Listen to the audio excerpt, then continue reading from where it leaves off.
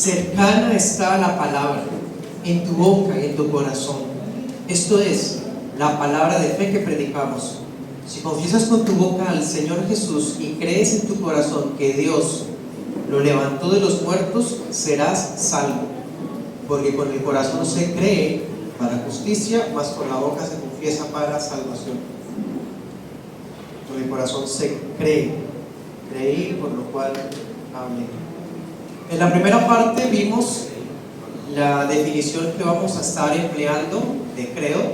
El credo es un documento histórico, teológico, dogmático y litúrgico que resume las doctrinas fundamentales del cristianismo desde el siglo IV. Podría ser una definición que estaremos desarrollando. Vimos el trasfondo histórico, viendo pues el primer aspecto. Ahora vamos con el segundo aspecto, teológico. Y en esta porción estaremos viendo que los credos expresan pilares salvadores. Porque, hermanos, si alguno insiste en que los credos son palabras de hombres, pues no son palabras de hombres, pero en el sentido de desprecio, como de que ¿para qué? O sea, no se necesita porque yo solo la Biblia. Bueno, si alguien insiste en que los credos son eso, meras palabras de hombres, habría que preguntarle, bueno, ¿acaso los cultos de nuestras iglesias están compuestos exclusivamente de la lectura de la Biblia? Porque si decimos que son palabras de hombres los credos y que con base en eso rechazamos todo lo que sea palabra de hombres, entonces si vamos a cultos solamente hay que leer la Biblia. ¿Me hago entender? Los himnos son palabras de hombres. Las oraciones que usted y yo hacemos así audiblemente son palabras de hombres. La prédica son palabras de hombres. ¿Se dan cuenta lo superficial que es ese argumento? Las oraciones, los himnos, la predicación bíblica, entonces también son palabras de hombres. ¿Acaso no podemos componer un himno nosotros hoy? Hay canciones de adoración contemporánea que son hermosas, contienen verdades maravillosas. ¿O es que solo cantamos salmos?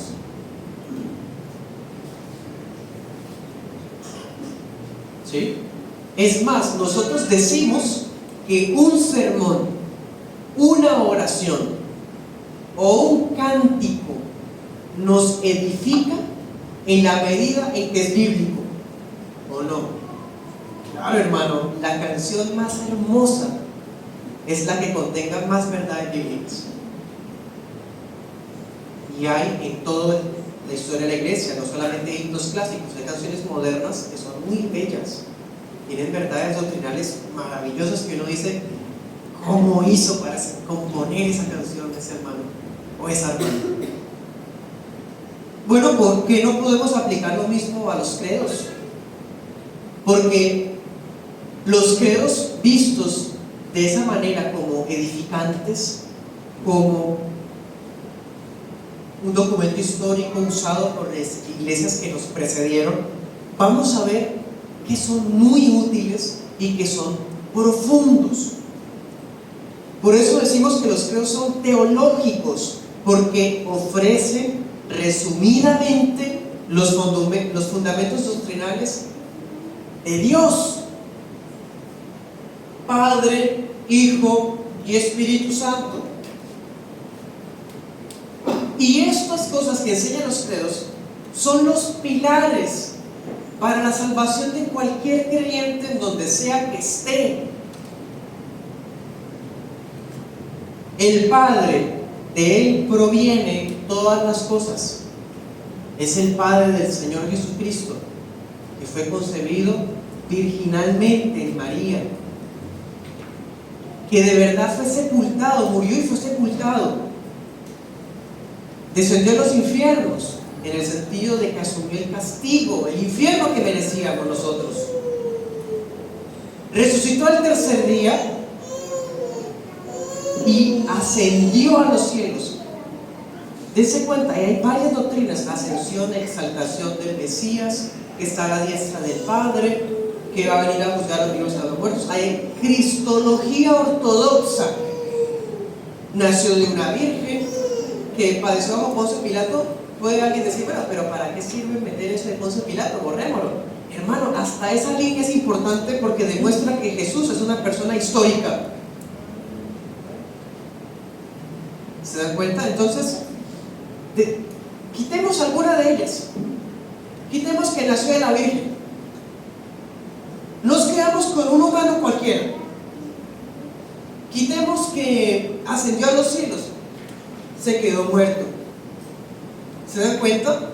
O sea, condensa de verdad las doctrinas fundamentales sin las cuales alguien no puede ser salvo. Y el Espíritu Santo, dense cuenta, el credo de los apóstoles fue diseñado trinitariamente. Habla del Padre, habla del Hijo y luego quedó en el Espíritu Santo. La Santa Iglesia universal. Porque hay que creer en la iglesia. Yo no necesito iglesia. Yo en mi casa con mi Biblia, biblicista, un hereje. La fe cristiana es congregacional, siempre, social, colectiva, nunca individualista, jamás. Creemos en el Padre, por ejemplo, Romanos 10 que leímos, dice: si creyeres en tu corazón que Dios lo levantó de los muertos, o sea, el Padre. Debemos tener creencias sanas acerca del Padre. En el credo se expresa.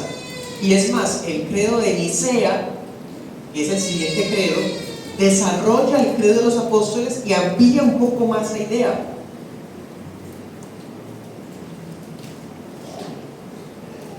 Leamos otro pasaje, Mateo 16:15. Mateo 16:15.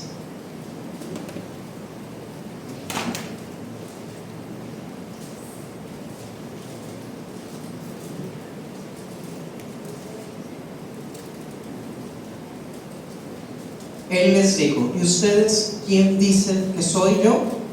Y respondiendo, Simón Pedro dijo: tú eres el Cristo, el Hijo del Dios viviente. Entonces, respondiendo Jesús le dijo: bienaventurado eres, Simón, hijo de Jonás, porque no te lo reveló carne ni sangre, sino mi Padre que está en los cielos. Yo también te digo que tú eres Pedro, y sobre esta roca edificaré mi iglesia, y las puertas del infierno no prevalecerán contra ella. A ti te daré las llaves del reino de los cielos, y todo lo que atares en la tierra será atado en los cielos, y todo lo que desatares en la tierra será desatado en los cielos. Entonces mandó a sus discípulos que a nadie dijeran que él era Jesús el Cristo. ¿Cuál es la piedra? ¿Cuál es el tema central de este texto? Que Jesús es el Cristo. Aquí no dice: y Jesús les mandó que no le dijeran a nadie que Pedro es la piedra. No, porque ese no es el tema de este texto, es Cristo, la persona de Cristo. El credo de quién es Jesucristo. Creemos en Jesús, el Hijo unigénito, nuestro Señor. Gracias a Él tenemos vida eterna. Fue un hombre real, verdadero. Fue concebido virginalmente, o sea, no hubo intervención de varón. Padeció en la cruz del Calvario, murió, fue sepultado, descendió a los infiernos, al tercer día resucitó entre los muertos, ascendió a los cielos, se sentó a la diestra del Padre, desde donde vendrá a juzgar a los vivos y a los muertos al fin del mundo. Todo eso son doctrinas cristológicas, fundamentales. Habla también del Espíritu Santo. El Espíritu Santo obra en el mundo a través de la iglesia. Por eso están asociados. Creo en el Espíritu Santo, en la iglesia universal, ¿sí? El Espíritu Santo obra a través de la iglesia. El Espíritu Santo es el que nos concede la comunión de los santos, el perdón de los pecados, la resurrección del cuerpo. El mismo poder que levantó a Jesús de los muertos obrará en nosotros. El que a través de la fe nos da la vida eterna. ¿Sí? Leamos 1 Corintios 12:3.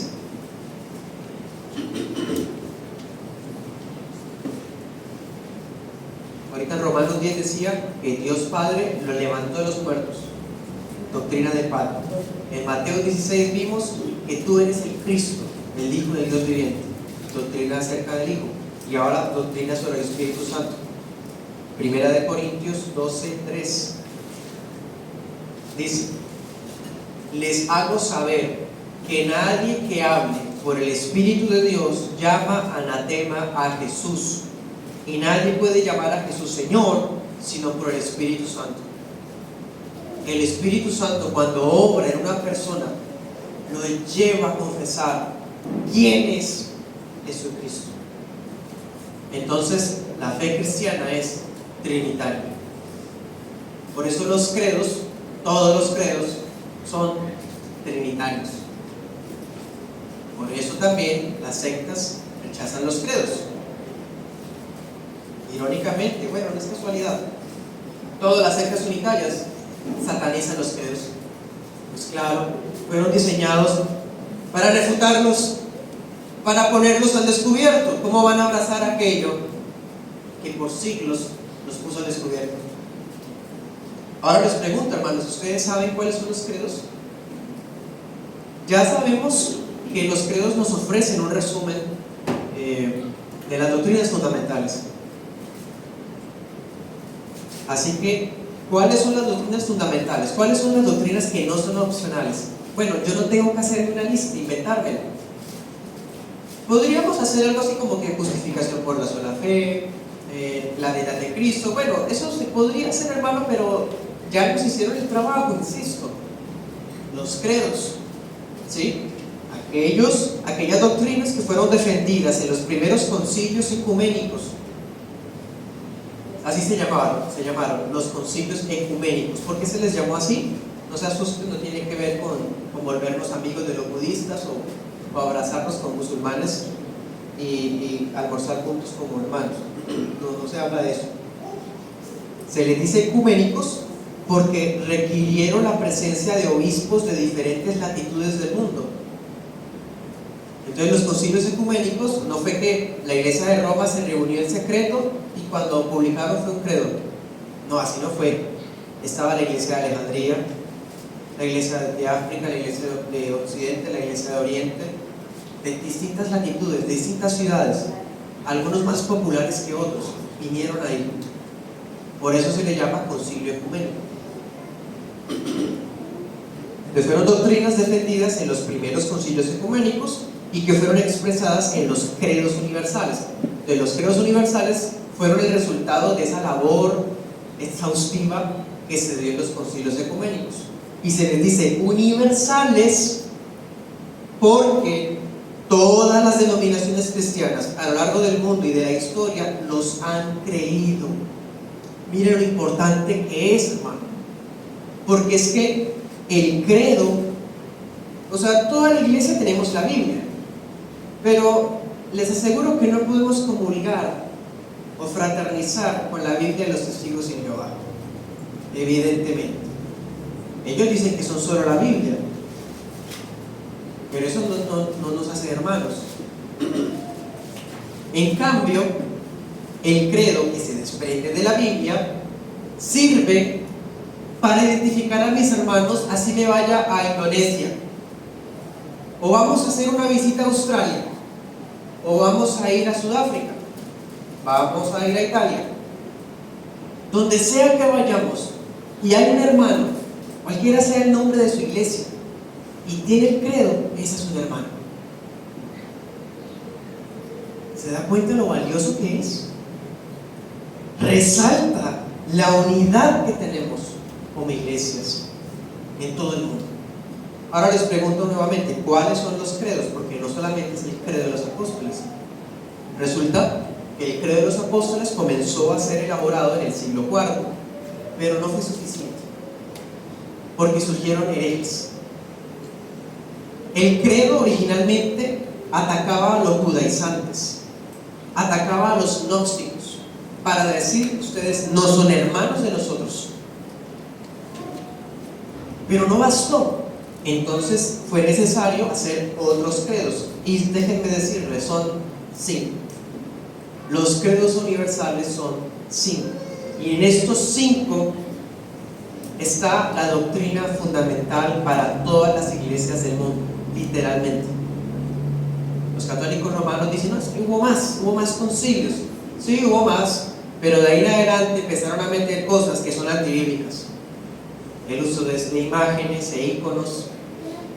Luego introdujeron la mariolatría. Luego introdujeron las oraciones de los muertos. Además, ¿eso qué nos importa en lo que a la salvación se refiere? El purgatorio, los libros deuterocanónicos, todo eso fue después. Pero esto, los primeros 5 ofrecen de verdad lo fundamental. ¿Cuáles son? El primero, el credo de los apóstoles, el más famoso. Algo que sería muy bueno que todos nos lo supiéramos en el original, ¿no? Ahorita conversaba con una hermana y ella me hacía referencia a una línea que dice que María siempre virgen. Entonces le agradezco a la hermana porque me recordó el hecho de que ese credo ha sido cambiado por Roma. Si usted puede buscar el credo original como era más corto. El catolicismo romano pues metió sus dogmas marianos, pero eso es nuevo, eso fue añadido después, nada que ver. Segundo, el credo niceno-constantinopolitano, porque tuvo que hacerse en Nicea y en Constantinopla, ¿sí? Por eso se llama niceno-constantinopolitano. Nada que ver con Constantino, es que la ciudad se llamaba Constantinopla. ¿Okay? Entonces, el credo de los apóstoles, el credo niceno-constantinopolitano. Ese credo segundo lo que hizo fue ampliar y desarrollar el primer credo. Por ejemplo, resulta que surgió la secta arriana. Los arrianos eran los que decían que Jesús fue creado por Dios, que fue la primera creación porque solamente hay un Dios, entonces Jesús no puede ser Dios sino la primera creación, igual que los testigos de Jehová. Ellos son arrianos. Bueno, el credo de Nicea sirvió para refutarlos a ellos, para oponerse a las sectas arrianas. ¿Sí? Entonces, dense cuenta, uno rechaza los credos y termina dándole la vía abierta a las sectas que se supone que hace siglos fueron derrotadas. Volvieron a aparecer los arrianos. Tercero, la definición de Calcedonia. La definición de Calcedonia. Ese tercer credo refutó las herejías monarquianas. Monarquianas, ¿qué es eso? Es más fácil de lo que suena. Y también hay mucho de eso hoy. Mucho. Colombia se ha vuelto como un nido para esas plagas. Las sectas monarquianas. Por ejemplo, son los que dicen solo hay un Dios, pero que se manifiesta de 3 formas diferentes. Se manifiesta como Padre, como Hijo, como Espíritu Santo, pero es el mismo. ¿Les suena? Bueno, eso viene de las sectas monarquianas, que son varios tipos, y una de ellas es el modalismo. Los sabelianos, los jesusolos, popularmente. ¿Se dan cuenta? Ya habían sido refutados con la definición del Calcedonia del siglo V. Y volvieron a aparecer, claro, cuando se abandonaron los credos. ¿Ven lo importante, hermano? Solo la Biblia, sí, solo la Biblia. Solo la Biblia surgieron otra vez los arrianos, los sabelianos. Cuarto, el concilio de Éfeso. El concilio de Éfeso sirvió para hacer algunas aclaraciones del concilio de Calcedonia. En el concilio de Calcedonia se estableció la doble naturaleza de Cristo, que el Señor Jesús es verdaderamente un hombre y verdaderamente Dios. Pero aparecieron algunos diciendo que, hablando por ejemplo, Jesús es más hombre que Dios, o empezó a ser Dios cuando vino el Espíritu Santo sobre él, o bueno, como malos entendidos sobre esa doble naturaleza. Entonces el concilio de Éfeso buscó aclarar. Un ejemplo de las sectas es la herejía nestoriana. fue refutada con el concilio de Éfeso. Y quinto, el credo de Atanasio, que por cierto, léanos todos, va a enriquecerse, hermano, teológicamente, los 5, el credo de Atanasio. Pero si solamente le dijera que leyera uno, le diría lea el de Atanasio. Es hermoso y resume todo, resume los 5, el credo de Atanasio, y concluye que el que no sostiene esas doctrinas no es cristiano, no es salvo. Se lo recomiendo, leer. Entonces podemos decir que los credos son documentos históricos, teológicos, pero también dogmáticos. Claro, porque si alguien se aparta de lo que dicen estos credos universales, podemos decir que no es cristiano. Es un dogma innegociable. Todos los que intentaron refutar fueron derrotados, hasta que volvieron a aparecer después de la Primera Guerra Mundial. Pero bueno, a través de los credos descubrimos lo más fundamental de nuestra religión, los aspectos innegociables de la fe salvadora. Alguien cree en Jesús, pero no como Dios, no es salvo. Concilio de Calcedonia. Alguien cree en el Espíritu Santo, pero no como Dios, no es salvo. El Concilio de Calcedonia y el Niceno Constantinopolitano habló de eso, de que el Espíritu Santo es Dios. ¿Se dan cuenta? Mariano.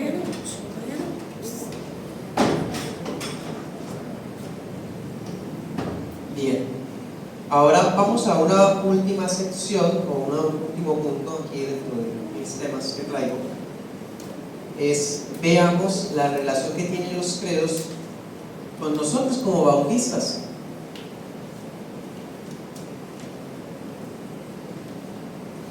Alguien puede decir, bueno, pero los bautistas se caracterizaron históricamente por propender a la autonomía. Entonces, ¿acaso tener un credo no es limitar la libertad de conciencia? ¿No es colocar reglas aparte de la Biblia? Bueno, eso tiene que ver con ya lo que hablamos. Y con esto entramos a la cuarta característica: litúrgicos. Los credos son litúrgicos, y eso es otra característica de los credos universales.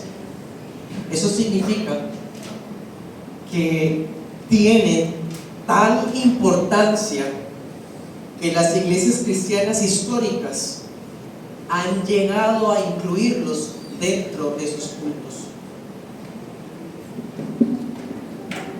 Y claro, hermano,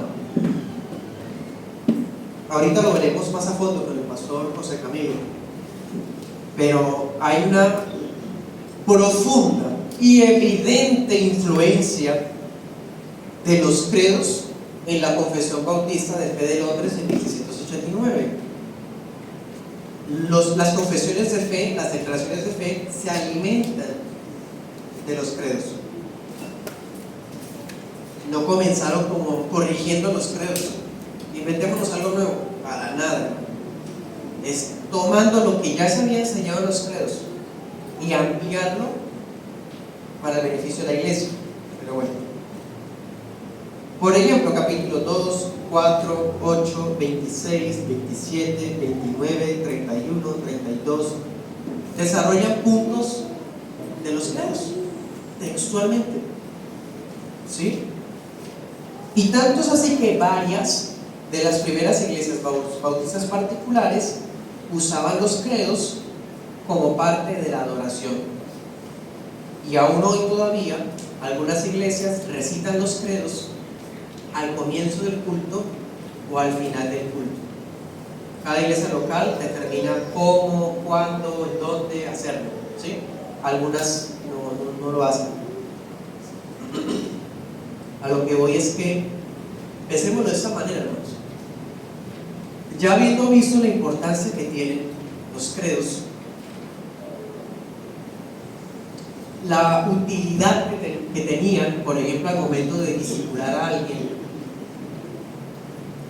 Cada vez que recitamos, por decir algo, el credo de Atanasio en un culto, por ejemplo, porque tampoco vamos a leer los cuatro todos los cultos, ¿sí? Cada iglesia mirará cómo lo hace, porque hay unos que son más largos que otros. Pero cada vez que se recita y la iglesia lo escucha,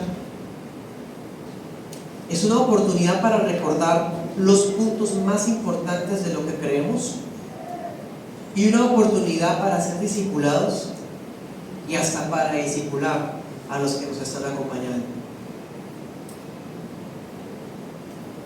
Y un discipulado que no estamos ejerciendo nosotros de primera mano, sino la iglesia que ya triunfa en los cielos. Eso es lo beneficioso, lo enriquecedor de recitar un credo de culto. Entonces no significa que nos hayamos vuelto católicos romanos, de ninguna manera. Al contrario, ellos son lo que son hoy porque se apartaron de los credos universales. No les fue suficiente y añadieron más cosas. Vamos a 2 de Timoteo 1:13.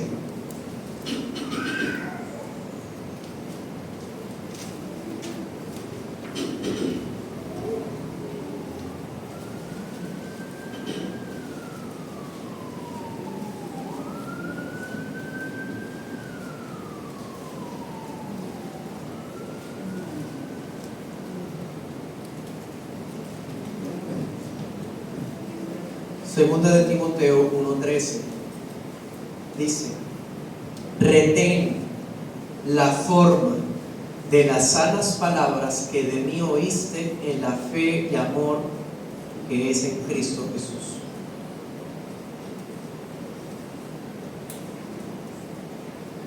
Eso es una tradición que debemos seguir. Retén la forma de las palabras que de mí oíste.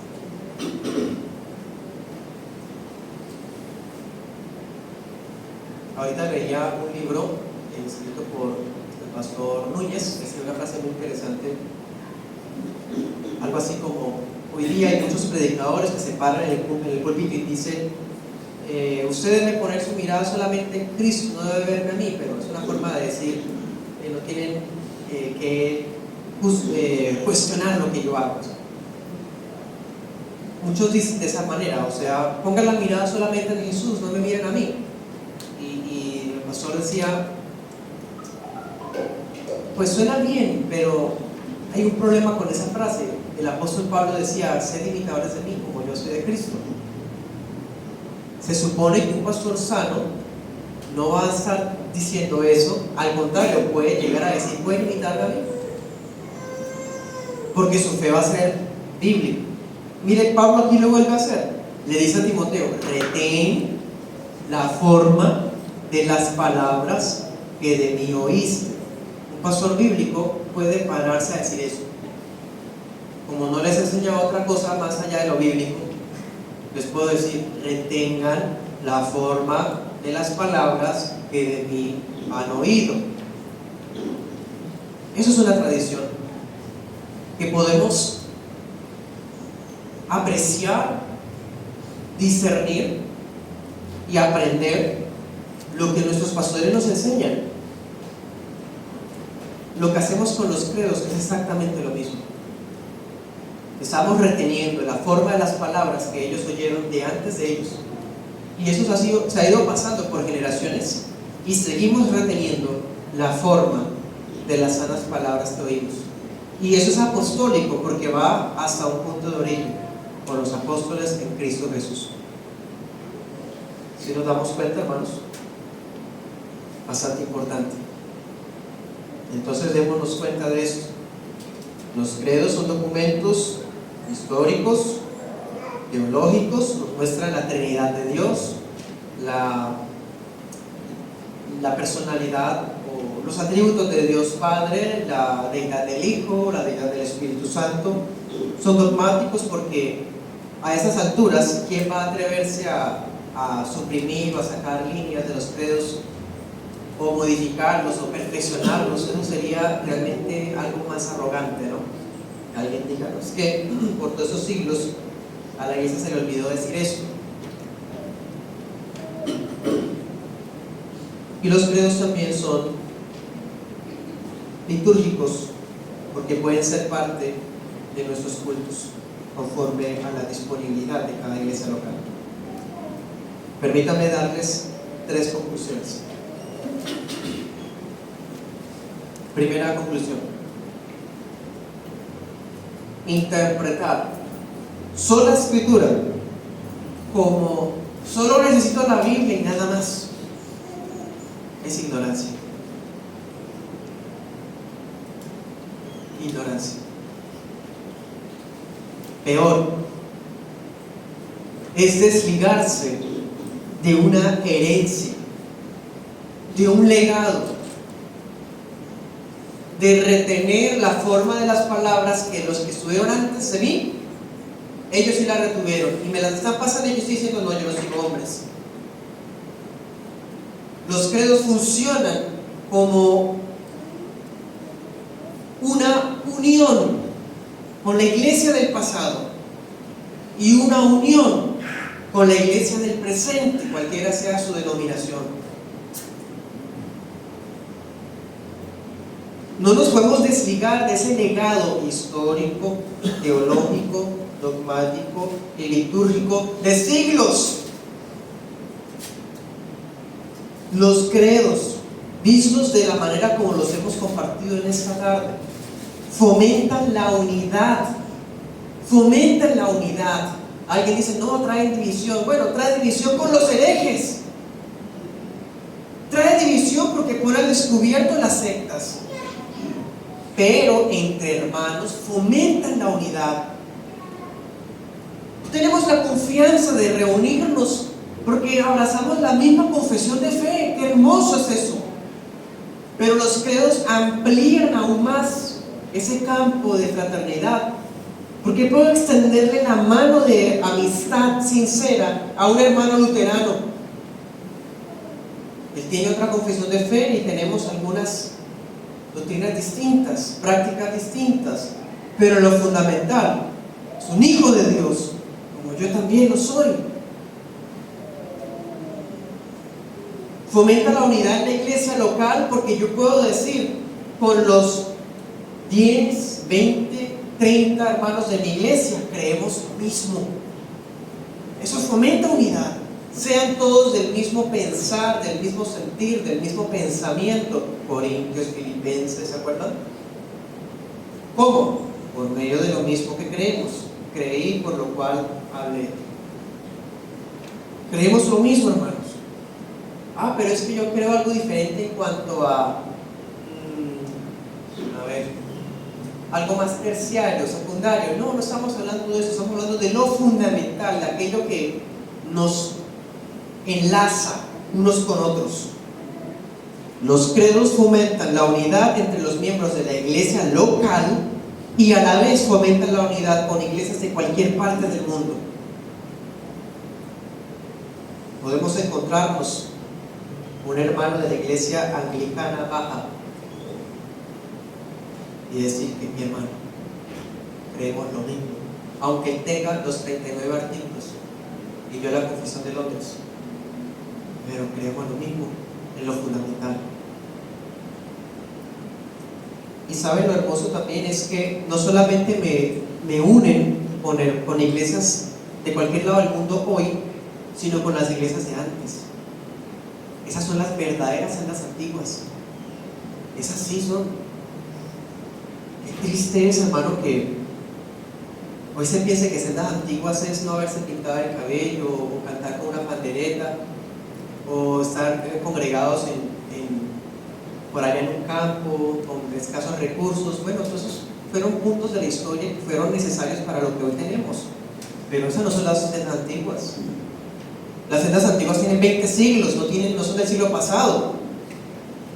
Estas son las sendas antiguas. Retén las palabras que de mí oíste.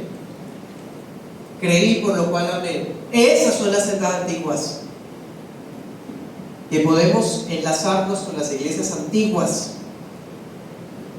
podemos leer a un John Wycliffe, a un Tyndall, a un Agustín de Hipona y decir, son hermanos. De otra denominación, uno es presbiteriano, el otro tal cosa, son hermanos.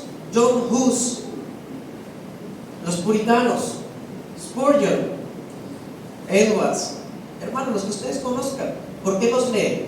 Porque tienen la confianza que es su hermano. Nosotros no vamos a leer a un hereje adventista o a un hereje de testigos de Jehová, porque lo que van a hablar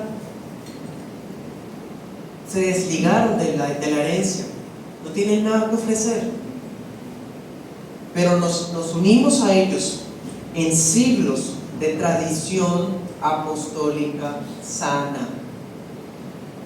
Bueno, hay verdaderos hermanos en la dispersión, como dice Pedro. A todos los hermanos de la dispersión, dice Santiago también, la iglesia está dispersa en todas las naciones. En todas las naciones tenemos hermanos. ¿Sabe qué lo hermoso que es eso? Que podemos estar desamparados y sin nada en México, y de repente nos encontramos con un hermano, cualquiera sea su denominación, y vamos a hablar el mismo lenguaje. Eso es impresionante. Y usted puede creer que hay gente que dice que nosotros somos 30,000 iglesias y que nos salimos de la verdadera iglesia y que ahora son muchas. No, hermanos, es una. Seguimos siendo una. Una prueba de eso, los credos. Es la obra del Espíritu Santo. La verdadera iglesia católica, entendida como universal, no predica unidad sobre la base de una cabeza jerárquica humana, sino sobre la base de lo que confiesa. No somos uno porque tenemos a un líder en común. Somos uno porque creemos en el mismo Señor, en el Dios Trino. El mismo Espíritu Santo nos vincula en el amor y la paz. Abrazamos la resurrección, la vida eterna. ¿Sí? Segunda conclusión. El neoevangelicalismo se opone a recitar credos en la adoración con el pretexto de no seguir hombres, mientras que sigue ciegamente lo que declaran sus líderes. Y ellos no siguen hombres. O sea, nosotros seguimos hombres porque tenemos la confesión de Londres, o porque recitamos el credo de los apóstoles, o en el discipulado mostramos en la definición de Calcedonia. Pero ellos no siguen hombres cuando creen en el año del ensanchamiento, porque el profeta tal dijo que era ese el año del ensanchamiento. O sea, ellos no siguen hombres. Miren lo contradictorio y lo hipócrita que es. Siguen ciegamente lo que declaran sus líderes y ellos no siguen hombres. Pero aquí entre nos comparto una experiencia que tuve hace unos años.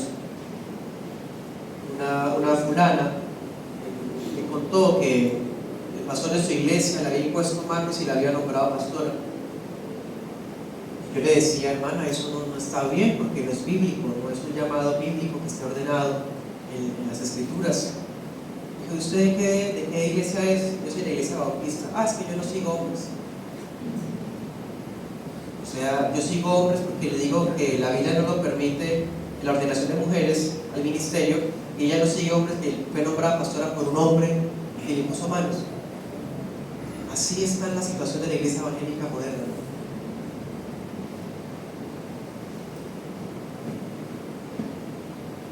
Entonces, somos una iglesia universal porque tenemos los credos universales que vienen de las escrituras, ¿ok? Tercero y última conclusión. El abandono de los credos universales abre la puerta a la apostasía. Leamos Judas 3.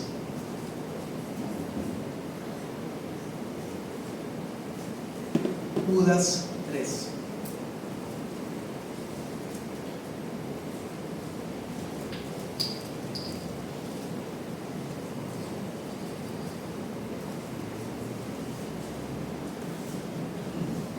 Dice: amados, por la gran solicitud que tenía de escribirles acerca de la común salvación, me ha sido necesario escribirles amonestándoles a que contiendan ardientemente por la fe que de una vez para siempre ha sido dada a los santos. La fe, aquí está hablando de fe, no en términos subjetivos de que lo que uno debe creer en Cristo. Aquí está hablando en términos objetivos como de religión. Hay una sola fe que ha sido dada a todos los santos, una fe universal. Debemos contender ardientemente para defender esa fe, esa religión verdadera, esa palabra de vida que profesamos, porque somos la columna y el baluarte de la verdad. ¿Quiénes son los que rechazan esto?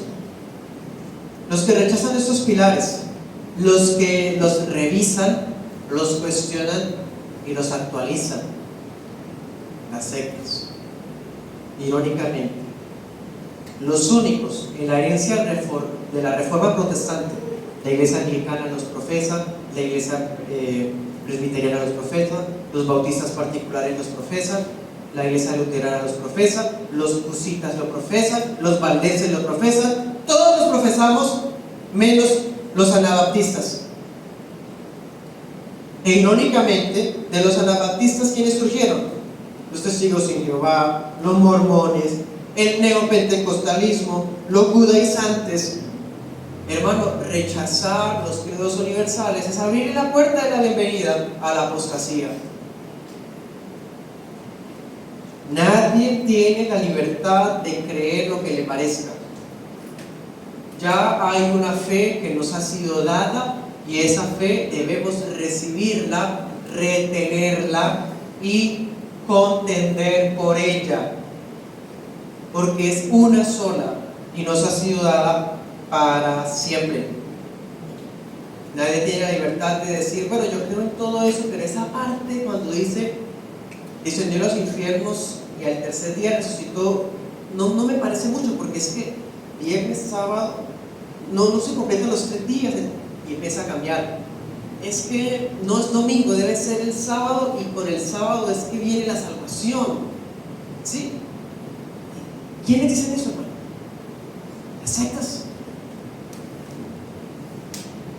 Los credos funcionan como un antídoto contra el posmodernismo también.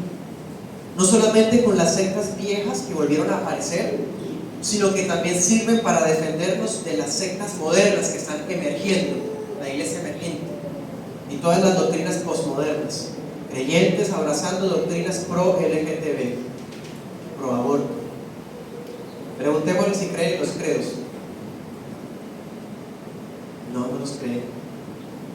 Les encanta lo innovador, lo nuevo, lo que esté más a la vanguardia y que traiga mejores resultados. A la gente no le interesan las ideas conservadoras de viejos siglos atrás. No, hay que actualizarnos, hay que abrirnos para abrazar la juventud. Mira, hay que hablar de la inclusión, hay que hablar de tecnología. ¿Y quiénes hablan así? Las sectas.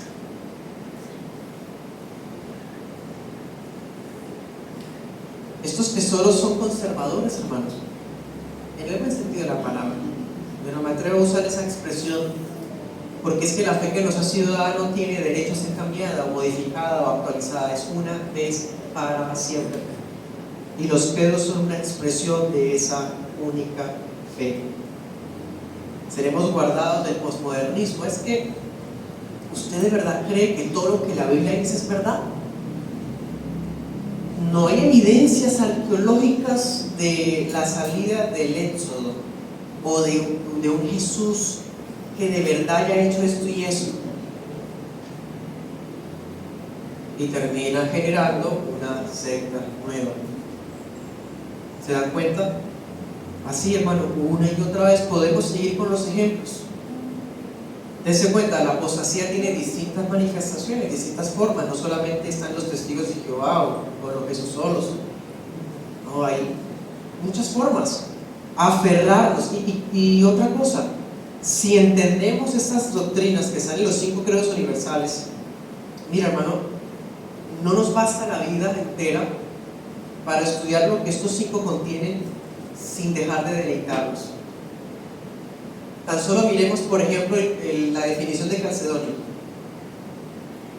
que la deidad de Jesús y la humanidad de Jesús no se mezclan, y bueno, dice que la naturaleza indivisa, y bueno, hay palabras muy técnicas ahí, y usted dice, eso es muy profundo.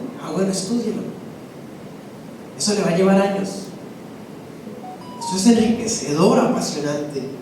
Y si abrazamos a Dios a la luz de esas doctrinas que recibimos de antaño, vamos a adorar a Dios con más entendimiento. No vamos a hacer oraciones mal hechas. Padre, te damos gracias porque moriste en la cruz. Eso es herejía. Pero en muchas iglesias locales sanas oran así. O canciones, revisando los himnos que están cantando, ¿sí? O las predicaciones del pastor, evaluarlas, filtrarlas conforme a las doctrinas fundamentales, ¿sí? O sea, si tenemos claridad doctrinal, adoraremos al Señor con entendimiento. Eso nos va a llevar a una adoración apasionada, en el buen sentido, porque creí, por lo cual hablé, ¿sí? Comprendemos al Señor y vamos a adorar basados en lo que comprendemos de Dios. Pero un Dios que no es conocido, ¿cómo va a ser adorado? Bueno, entonces hermanos, vamos a orar.